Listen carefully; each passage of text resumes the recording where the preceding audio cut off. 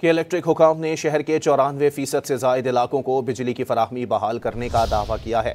Chief executive مونس الوی نے کہا ہے کہ گزشتہ شام 6 بجے تک شہر کے 94% سے زائد علاقوں کو بجلی کی فراہمی بحال کر دی ہے۔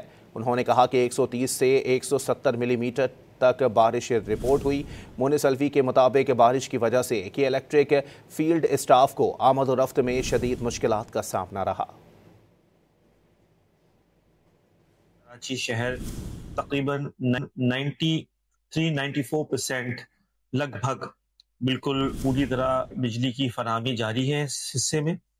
جو ہمارے 7-8% فیڈرز رہ گئے ہیں جن کا کاؤنٹ تقریباً 150 کے قریب ہے، اس پہ کام جاری ہے۔